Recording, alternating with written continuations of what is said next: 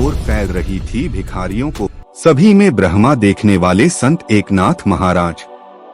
हमारे हिंदू धर्म में श्राद्ध विधि का बड़ा महत्व बताया गया है। एक बार संत एकनाथ महाराज श्राद्ध कर्म कर रहे थे। पूर्वजों के लिए उनके घर में स्वादिष्ट भोजन तैयार हो रहा था। उसी समय कुछ भिखारी उनके दरवाजे से गुजर रहे थे। एकनाथ महाराज जी के घर से स्वादिष्ट खाद्य पदार्थों की सुगंध सर्व ओर फैल रही थी। भिखारियों को भी वह सुगंध आई।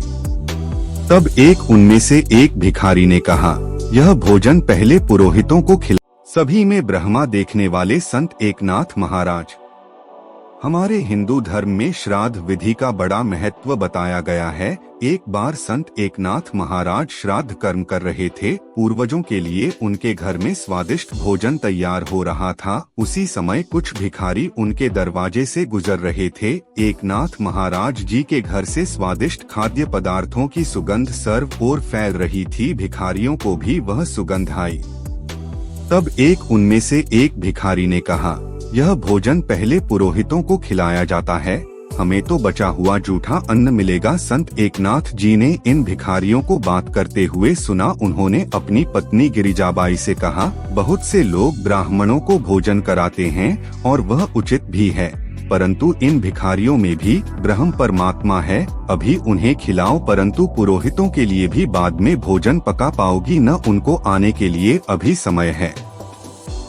गिरिजाबाई ने हाँ कहने पर एकनाथ महाराज गिरिजाबाई से कहा, तो उन्हें खिलाओ। एकनाथ महाराज जी ने भिखारियों के बीच सर्वोच्च आत्मा देखी और उन्हें भोजन कराया। इसके बाद गिरिजाबाई ने स्नान किया और पुनः भोजन बनाना आरंभ किया। दूसरी ओर यह बात पूरे गांव में फैल गई कि एकनाथ जी ने ब्राह्मणों के लिए तैयार भोजन भिखारियों को खिला दिया है। अब गिरिजाबाई पुनः खाना बना रही हैं। पुरोहितों ने श्राद्ध के लिए तैयार भोजन उनसे पहले भिखारियों को खिलाना अपना अपमान माना। उन्होंने तुरंत गांव वालों की एक बैठक बुलाई गई। पूरा गांव एक ओर था और दूसरी ओर एकनाथ महाराज बैठक में निर्णय लिया गया कि पुरोहितों का अपमान करने के कारण कोई भी श्राद्ध कर्म तथा भोजन के लिए एकनाथ जी के घर नहीं जाएगा। एकनाथ महाराज के घर में जाने से रोकने के लिए दो युवक लाठी लेकर उनके घर के दरवाजे के पास खड़े रहे। वहां गिरिजाबाई ने भोजन बनाया था। एकनाथ जी ने देखा कि द्वार पर खड़े यह लोग किसी को आने नहीं देंगे, तो उन्होंने अपनी इच्छा शक्ति और योग शक्ति का उपयोग किया। जो पुरोहित श्राद्ध के लिए नहीं आ रहे थे, उनके पिता,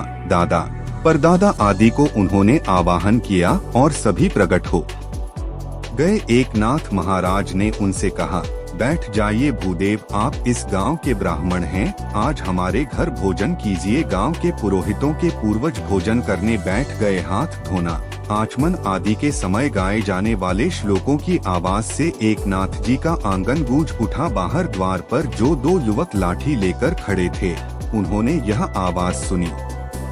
उन्होंने सोचा, हमने किसी भी ब्राह्मण को प्रवेश नहीं करने दिया, तो यह आवाज कहाँ से आ रही है। उन्होंने अंदर देखा और वे आश्चर्यचकित हो गए। अंदर तो ब्राह्मणों का भोजन चल रहा था। तब उन्होंने घर के अंदर देखा तो उन्हें ध्यान में आया कि अरे, यह तो मेरे दादा हैं, यही मेरा परदादा है, यह उसका चाचा है, यही उसके परदादा हैं। उनकी आंखें खुली ही रह गई। दौड़कर उन्होंने गांव के सभी पुरोहितों को यह वार्ता सुनाई। उन्होंने कहा, आपके पिता, दादा, परदादा, चाचा आदि सभी पितृलोक से एकनाथ के घर आए हैं। वे तो ये था आज का वीडियो। ये वीडियो आपको कैसा लगा? अगर अच्छा लगा हो तो हमारे चैनल को सब्सक्राइब कर दें। अब मिलते हैं एक और नए वीडियो के साथ, तब तक के लिए नमस्कार।